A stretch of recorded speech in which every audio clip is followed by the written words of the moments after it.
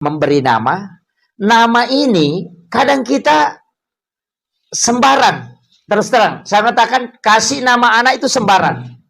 Kalau dalam tasawuf, itu kita cari nama, barang 3 atau 4. Kita istiharakan satu-satu, baru langsung diberikan ke anak.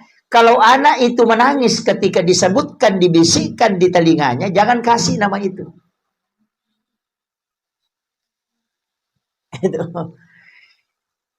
Cuma kadang-kadang kalau kita kasih nama itu kan cari dulu nama artis. Oh, ini yang bagus artinya. Langsung kan.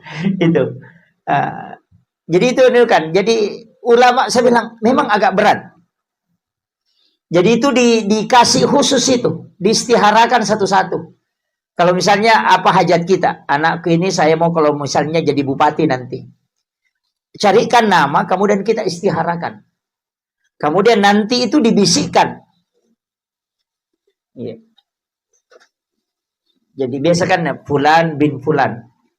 Nah, itu kan kalau di Kalimantan itu biasa saya ridhohkan dan berikan nama atas kamu dengan nama ini. Kalau dia tersenyum, dia mengatakan kalau anak itu tersenyum, itulah nama yang kau kasih kepadanya. Tapi ketika dia menangis jangan ambil. Itu berat untuk dia.